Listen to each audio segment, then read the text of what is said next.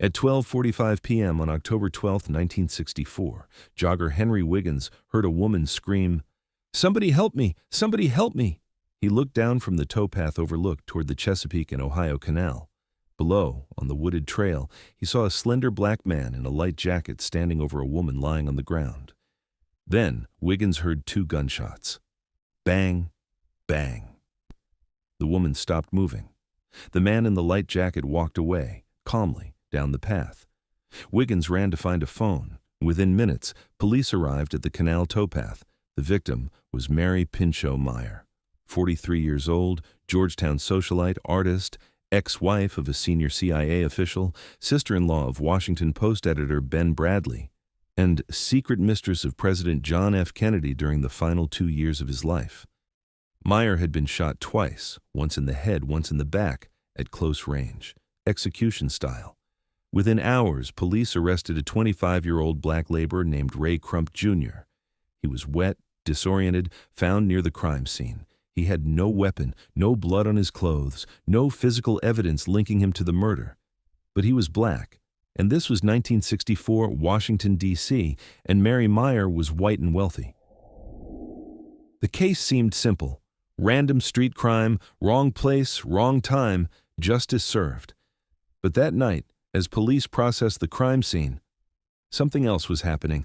At Mary Meyer's Georgetown home, CIA counterintelligence chief James Angleton was picking the lock to her art studio, searching for her diary. If you want to understand one of Washington's most haunting unsolved murders and how the CIA destroyed evidence in a federal criminal case, please hit that like button. It helps us share more forgotten stories like this, and please subscribe if you haven't already. Back to Mary Meyer. Mary Pinchot was born October 14, 1920, into American aristocracy. Her father, Amos Pinchot, was a wealthy lawyer and Progressive Party founder. Her uncle, Gifford Pinchot, was Theodore Roosevelt's chief conservationist. Her mother was a journalist. Her sister, Antoinette Tony Pinchot, would marry Ben Bradlee. Mary attended Vassar College, beautiful, intelligent, independent-minded. In 1945, she married Cord Meyer, Jr., a promising young writer and World War II veteran who had lost an eye in combat. Cord joined the CIA in 1951. By the late 1950s, he had risen to become one of Allen Dulles' top clandestine executives, a key figure in covert operations. Mary hated her husband's CIA work. She hated the secrecy. She hated the moral compromises. She hated what it was doing to Cord's soul. On December 18, 1956, tragedy struck. Their 9-year-old son, Michael, was hit by a car and killed while crossing a street near their home. The marriage, already strained, couldn't survive the loss. In 1958, Mary divorced Cord and moved to Georgetown. She rented a converted garage studio behind her sister Tony's house on N Street. She began painting seriously, part of Washington's color school movement. She attended poetry readings, gallery openings, intellectual salons, and she reconnected with an old friend, John F. Kennedy. Mary had known Jack Kennedy since 1936, when both were teenagers attending private schools. They'd moved in the same social circles for decades. But after Mary's divorce and Jack's inauguration as president in 1961, their relationship became intimate. According to James Truitt, a close friend of Mary's, their first rendezvous occurred after Meyer was chauffeured to the White House in a limousine driven by a Secret Service agent, where she was met by Kennedy and taken to a bedroom. Truitt stated that Meyer and Kennedy regularly met, sometimes 2 or 3 times each week, until Kennedy's assassination on November 22, 1963. The affair was conducted with remarkable discretion. Mary would arrive at the White House through private entrances. She'd leave through the same hidden routes. White House logs list 30 visits by Mary Meyer between October 1961 and November 1963. But those are only the recorded ones. Jackie Kennedy may have known, or suspected. Strangely, she often invited Mary to White House events, perhaps to keep an eye on her, perhaps out of genuine friendship despite the betrayal. Mary attended JFK's 46th and final birthday party aboard the presidential yacht Sequoia in May 1963. 6 months later, Kennedy was dead. and according to multiple sources, Mary kept a diary of the entire affair. Mary Meyer told her close friends Anne and James Truitt that she was keeping a diary, not just about the affair, though that was certainly documented, but about conversations, about Kennedy's thoughts on peace, on ending the Cold War, on withdrawing from Vietnam, and about something else, drugs. According to James Truitt's later testimony, Meyer offered marijuana cigarettes to Kennedy after a meeting on April 16, 1962. After they smoked 3 joints, Meyer reportedly commented, "This isn't like cocaine. I'll get you some of that." Mary Meyer was rumored to have introduced Kennedy to marijuana and LSD, though solid historical evidence for this claim is debated. But Mary's interest in psychedelics was documented. She had connections to Timothy Leary, the Harvard psychologist conducting LSD research. In his 1983 memoir, Flashbacks, Leary claimed Mary had told him she was part of a plan to turn on Washington's power elite to psychedelics as a path toward peace. Whether this is true, or Leary's self-aggrandizement, is unknowable. But it's clear Mary Meyer had unconventional views for a Georgetown socialite. She was anti-war. She questioned Cold War orthodoxy. She believed in pacifism, disarmament, cultural transformation. And she was having these conversations with the President of the United States during the Cuban Missile Crisis, during the escalation in Vietnam, during the most dangerous period of the Cold War. What did Kennedy tell her? What did she write down? What secrets did her diary contain? We'll never know. Because 11 months after Kennedy's assassination, Mary Meyer was murdered, and within hours the CIA seized her diary. Monday, October 12, 1964. It was Columbus Day, a beautiful autumn afternoon in Washington. Mary Meyer decided to take a walk along the Chesapeake and Ohio Canal towpath, a secluded trail popular with joggers and walkers. She left her Georgetown home around 12:30 p.m. She wore tan slacks, a blue Angora sweater, and cloth gloves. She carried no purse, no identification, just her usual habit of walking alone along the canal. At approximately 12:45 p.m., Henry Wiggins, a mechanic working on a car near the canal, heard a woman scream. He looked toward the towpath and saw a slender black man in a light-colored jacket standing over a woman on the ground. Then 2 shots rang out. Bang, bang. Wiggins ran to find a phone. He called police at 12:48 p.m., 3 minutes after the screams. Police arrived within minutes. They found Mary Meyer's body on the towpath. She had been shot twice, once in the left temple, once in the back at close range. The shots were fired from different angles, suggesting the killer shot her once, then repositioned and shot her again as she lay on the ground. Execution style. No weapon was found, no shell casings, no witnesses except Wiggins and one other person who saw a man running from the area. At 1 p.m., less than 15 minutes after the murder, police stopped a man near the canal. His name was Ray Crump, Jr. He was 25 years old, 5 feet 3 inches tall, approximately 130 pounds.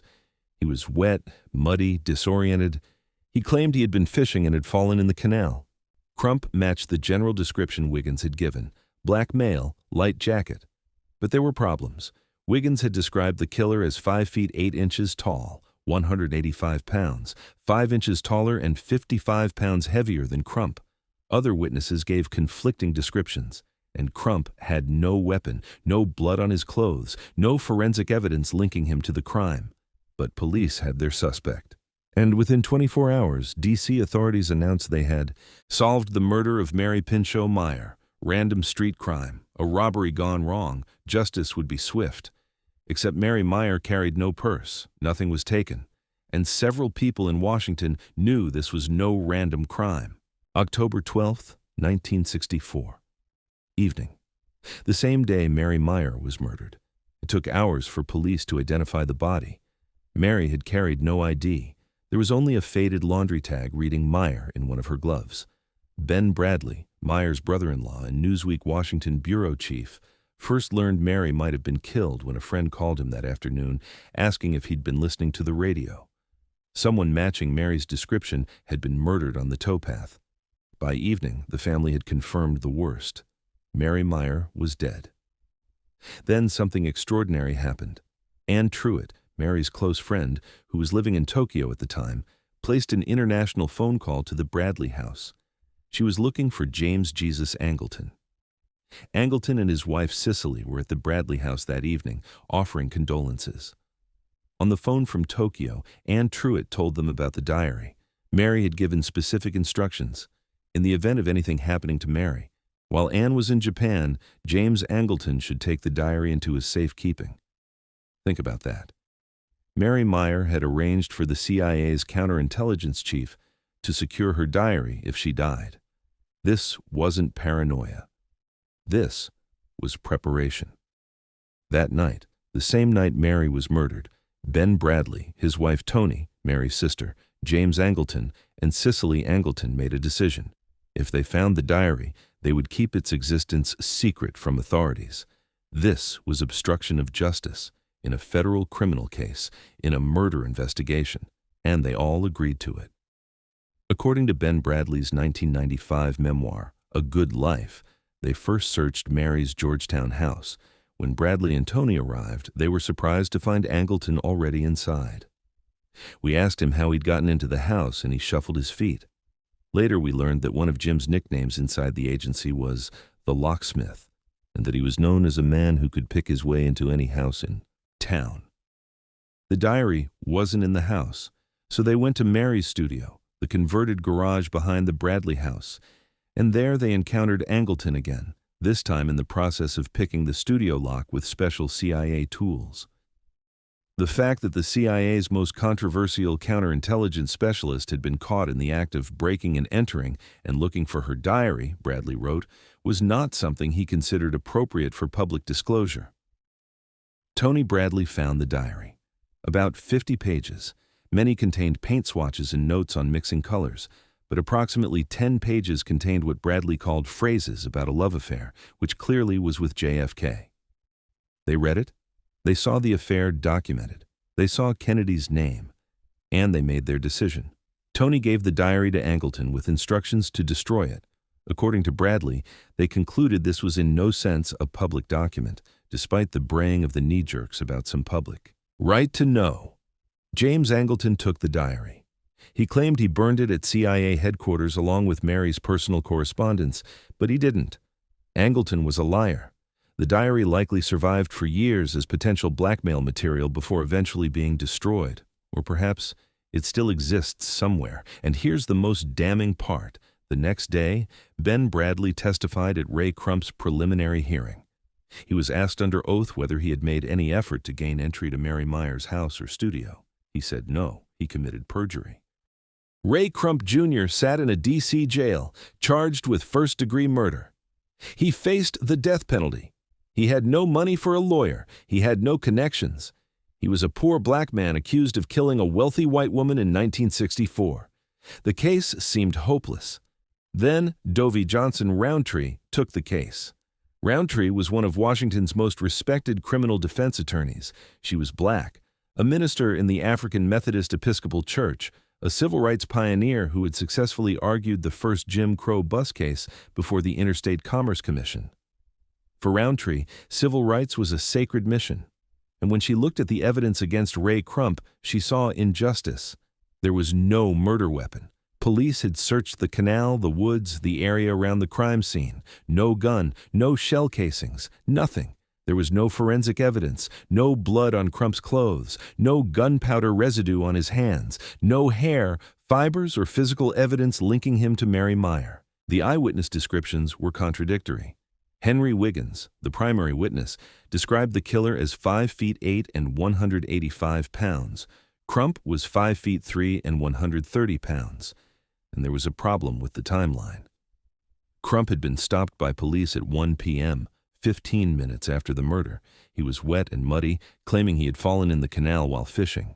If he was the killer, he would have had only 15 minutes to shoot Mary Meyer, dispose of the weapon where police could never find it, change or clean his clothes to remove all blood evidence, and be found wet and disoriented near the crime scene. Roundtree pushed for a trial postponement. She investigated independently. She visited the crime scene repeatedly, despite receiving threatening late-night phone calls each time she did. and she discovered something disturbing. The government seemed more interested in closing the case quickly than in finding the truth. The trial began July 20th, 1965, 9 months after Mary's murder. The prosecution's case was circumstantial. Crump was near the scene. He matched the general description. He had a criminal record. That was it. Roundtree's defense was devastating. She put Crump on the stand, risky but necessary. He testified about fishing, about falling in the canal, about being scared when police approached. Then, Roundtree cross-examined the witnesses. She exposed the contradictions in their descriptions. She highlighted the lack of physical evidence. She pointed out that police had no murder weapon. In her closing argument, Roundtree stood before the all-black jury and said, "When you go into the jury room, you will take with you his image, and you must answer, I submit, the question, does he weigh 185 pounds? That was the lookout given to the world at large, that there was a man 5'8" on the towpath that did indeed murder this poor lady. This is not Raymond Crump, Jr." She turned and looked at Crump, then back to the jury. "I leave this little man in your hands." On July 29, 1965, after deliberating for 11 hours, the jury returned a verdict, not guilty. Ray Crump walked free, and the murder of Mary Pinchot Meyer became officially unsolved. Decades later, in her 2009 autobiography, Mighty Justice, Roundtree expressed shock at learning about the diary from Bradlee's 1995 memoir. She wrote, "How differently my line of cross-examination would have run had I been aware of James Angleton's awareness of the diary's existence and his interest in finding it, reading it, and destroying it." Bradlee had testified at the trial. He had identified Mary's body in the morgue. He was asked about access to her property. He said nothing about the diary, about Angleton, about the search. Had Roundtree known, she could have pursued an entirely different defense strategy. She could have suggested Mary was killed because of what she knew, what she had written, what secrets she possessed. But she didn't know, because Bradlee lied under oath. And Angleton had destroyed evidence. October 12, 1964. Mary Pinchot Meyer was murdered 11 months after President Kennedy's assassination.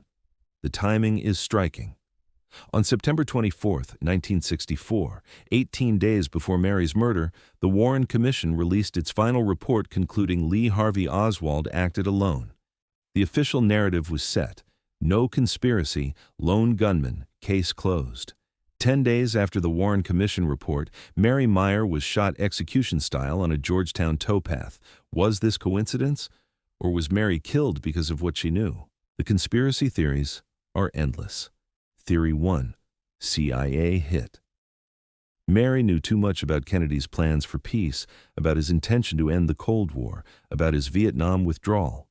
She had documented conversations with JFK. She possessed information that contradicted the Warren Commission's conclusion. The CIA killed her and destroyed the diary to eliminate a witness who could expose the truth about Kennedy's murder.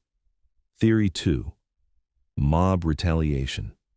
Mary's ex-husband, Cord Meyer, had CIA connections to organized crime. Mary knew about these connections. She knew about the CIA mafia plots to kill Castro. She was killed to keep her silent about mob involvement in Kennedy's assassination. Theory 3. KGB operation. Mary was targeted by Soviet intelligence as revenge for anti-Soviet operations her ex-husband had conducted. Her murder was designed to look like a random street crime to avoid detection. Theory 4. Random street crime. Mary Meyer was in the wrong place at the wrong time. Ray Crump attempted to rob her, panicked, shot her, and fled. The jury acquitted him due to lack of evidence, but he was guilty. The CIA's seizure of the diary was a separate issue, protecting Kennedy's legacy, not covering up murder. The evidence doesn't conclusively support any theory, but several facts are undeniable. 1. Mary Meyer was murdered execution style, 2 shots, close range, different angles.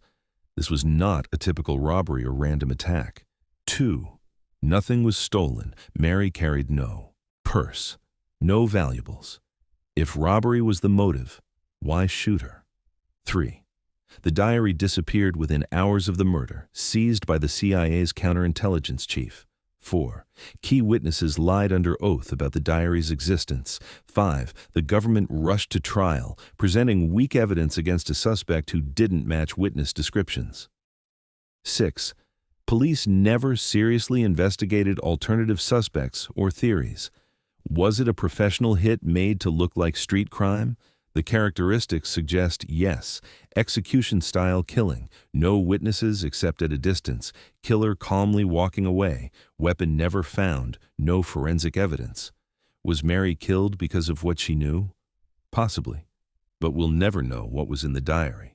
Angleton destroyed it, or claimed he did. October 12, 1964. Mary Pinchot Meyer left her Georgetown home for a walk. 90 minutes later, she was dead. Within hours, CIA counterintelligence chief James Angleton broke into her studio and seized her diary. Within days, he destroyed it, along with any evidence of what Mary knew about President Kennedy, about his plans, about his thoughts during the Cuban Missile Crisis and the Vietnam escalation. The diary that might have revealed Kennedy's true intentions disappeared. The woman who knew his secrets was silenced, and the case remains unsolved 60 years later. Ben Bradlee admitted in his 1995 memoir that he lied at Ray Crump's trial. He confessed to searching for the diary with Angleton. He acknowledged the CIA's role in destroying evidence, but by then, statutes of limitations had expired. Bradlee and Angleton could not be prosecuted for obstruction of justice, perjury, or destruction of evidence. Angleton died in 1987, taking his secrets with him. Bradlee died in 2014, cord. Meyer died in 2001. In a deathbed interview, Meyer was asked who he believed murdered his ex-wife. He responded, "The same sons of that killed John F. Kennedy." What did cord mean? Did he have knowledge, or was it just bitterness and suspicion? We'll never know. Mary Pinchot Meyer's murder is one of Washington's most haunting cold cases. Not because we don't know who was charged. Ray Crump was tried and acquitted. But because we don't know the truth. Was Mary killed because she was JFK's mistress? Because she knew about peace plans the CIA opposed? Because she possessed a diary documenting conversations that contradicted official narratives? Or was she simply unlucky, a woman who took a walk on a beautiful October afternoon and encountered random violence? The diary would have answered these questions, but James Angleton made sure we'd never read it. And that, ultimately, is the real crime. Not just Mary Meyer's murder, though that remains unpunished, but the destruction of evidence, the obstruction of justice, the lies told under oath by powerful men who decided the public had no right to know. If this investigation made you question how justice works when powerful interests are involved, do something that ensures others discover this forgotten story. Hit that like button. Every like helps YouTube share this case with people who need to understand that some murders remain unsolved, not because of lack of evidence, but because evidence was deliberately destroyed. Don't forget to subscribe and turn on notifications so you never miss our next investigation into the cases they hoped we'd forget. Every day, we uncover stories buried in sealed court records and destroyed diaries, tales of unsolved murders, obstructed investigations, and the price women pay for knowing too much. Real murder, real cover-up, real injustice. And now, I want to hear from you. Drop a comment and tell us where you're watching from. Are you in the US? Somewhere else? Our community spans the globe and your voice matters. What do you think? Was Mary Meyer killed because of what she knew, or was it random violence? Share your thoughts. Let us know you're here, demanding answers to a case that powerful people wanted closed. Thank you for watching, and thank you for understanding that sometimes the most important evidence is the evidence they destroyed. Because on October 12, 1964, Mary Pinchot Meyer was murdered. Within hours, the CIA seized her diary, and the truth about what she knew died with her. The diary vanished. Justice vanished. And 60 years later, we're still asking, who killed JFK's mistress?